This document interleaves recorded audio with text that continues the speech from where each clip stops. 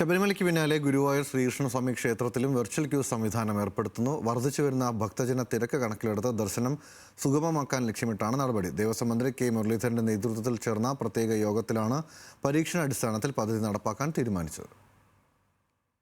നാൾക്ക് നാൾ തിരക്കേറി വരുന്ന ഗുരുഭവനപുരിയിൽ ഭക്തർക്ക് കൂടുതൽ സൗകര്യങ്ങൾ ഒരുക്കാനും ദർശനം സുഗമമാക്കാനുമാണ് തീരുമാനം. ക്ഷേത്രത്തിൽ ആവശ്യമായ സൗകര്യങ്ങൾ ഒരുക്കുന്നത് ചർച്ച ചെയ്യുന്നതിനാണ് ദേവസ്വം മന്ത്രി കെ മുരളീധരന്റെ നേതൃത്വത്തിൽ യോഗം ചേർന്നത്.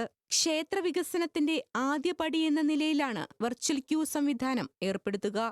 ശബരിമലയിലെ മാതൃക ഉൾക്കൊണ്ട് പരീക്ഷണാടിസ്ഥാനത്തിൽ നടപ്പാക്കുന്ന പദ്ധതി വിജയിച്ചാൽ കൂടുതൽ വിപുലീകരിക്കാനാണ് തീരുമാനം. പരീക്ഷണാടിസ്ഥാനത്തിൽ വെർച്വൽ ക്യൂ സംവിധാനം ഏർപ്പെടുത്താൻ തീരുമാനിച്ചിട്ടുണ്ട്. ഈ ഭരണസമിതി ഇത് സംബന്ധിച്ചൊരു മാസ്റ്റർ പ്ലാൻ തയ്യാറാക്കുന്നുണ്ട്.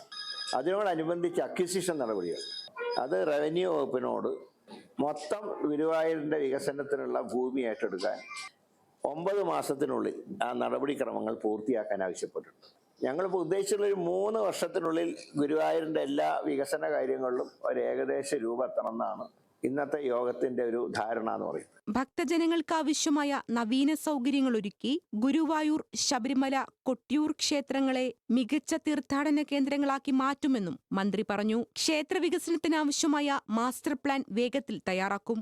9 മാസത്തിനുള്ളിൽ ക്ഷേത്ര വികസനത്തിനാവശ്യമായ സ്ഥലം ഏറ്റെടുക്കൽ പൂർത്തിയാക്കാൻ ഉദ്യോഗസ്ഥർക്ക് നിർദ്ദേശം നൽകിയതായും മന്ത്രി അറിയിച്ചു. ക്ഷേത്രത്തിന് നഷ്ടപ്പെട്ട ഭൂമി തിരികെ പിടിക്കുക, വെങ്ങാട് ഗോശാലയിലെ പ്രശ്നങ്ങൾ പരിഹരിക്കുക, പുന്നത്തൂർ കോവിലകം ചരിത്ര സ്മാരകമാക്കുക, ഗുരുവായൂർ ദേവസ്വത്തിന് കീഴിലെ ആനകളുടെ ചികിത്സയും സൗകര്യങ്ങളും മെച്ചപ്പെടുത്തുക തുടങ്ങിയ കാര്യങ്ങളിലും യോഗത്തിൽ ധാരണയായി. Devaswom chairman AV Gopinath, revenue Devaswom secretary MG Rajamanikyam, അഡ്മിനിസ്ട്രേറ്ററുടെ ചുമതല വഹിക്കുന്ന ജില്ലാ കളക്ടർ ശിഖ സുരേന്ദ്രൻ തുടങ്ങിയവരും യോഗത്തിൽ പങ്കെടുത്തു.